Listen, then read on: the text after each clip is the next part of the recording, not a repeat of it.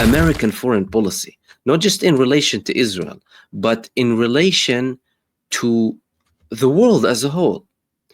If Israel is done and over, and the United States still has the capacity to create something similar and support it on the land of Palestine, that's going to be a very big problem. And the recent statements that were made by Marco Rubio in relation to Venezuela show you exactly how dangerous the American foreign policy is. Let's hear what he had to say about Venezuela and the confirmation that American troops are being deployed to that region. Let's have a look. Agreed to have elections. The elections were completely fake. They leveraged migration against us to get those concessions. And now they have these general licenses where companies like Chevron are actually providing billions of dollars of money into the regime's coffers. And the regime kept none of the promises that they made. So all that needs to be re-explored. Because in Venezuela, you have the Russian presence, you have a very strong Iranian presence. The Iranians, in fact, are exploring, or in fact, are beginning to build drone factories for the manufacture of Iranian drones in our own hemisphere.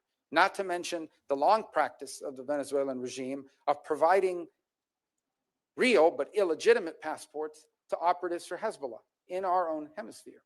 And lastly, and I leave it lastly to Cuba, agreed to have elections. The elections were completely fake.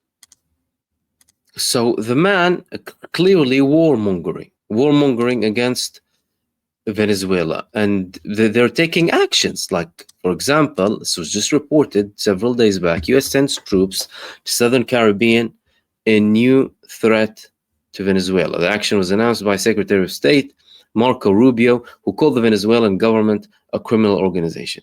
He's calling the president of Venezuela, by the way, a leader of a gang, a leader of this criminal organization.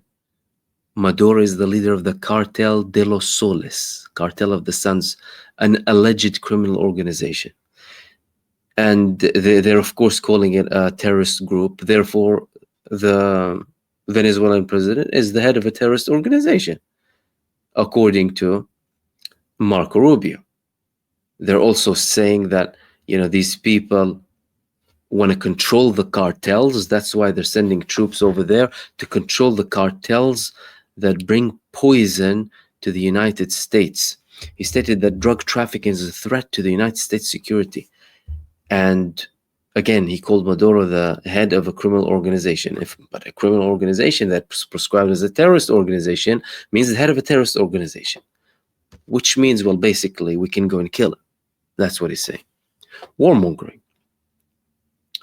So Maduro and others and all of these claims and bringing poison to the US is a problem, but the United States invading Afghanistan and bringing tons of poison in CIA planes back to the United States is not a problem.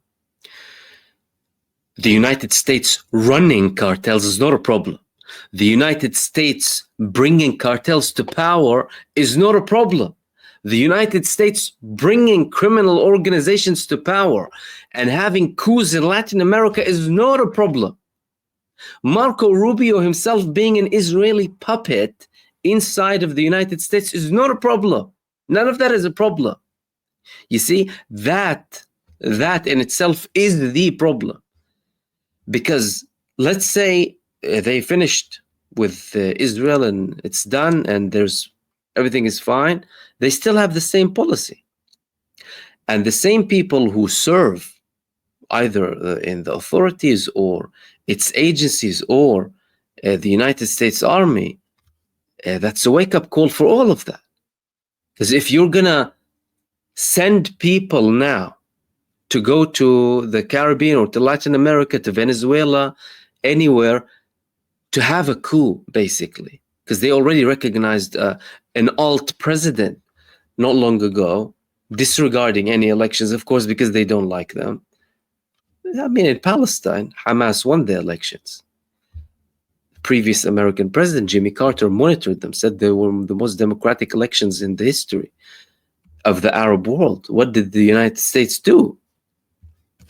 They immediately supported Israel to impose an embargo on the Gaza Strip. So long as this approach coming from the United States is there, we will continue to have problems. And that is the deal. That is the big issue.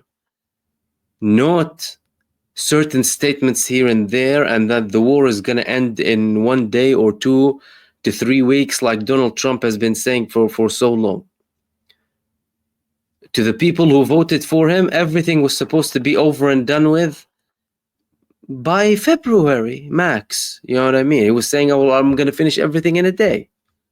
1 day, 2 days, 1 month, 2 months, 8 months, nothing is happening.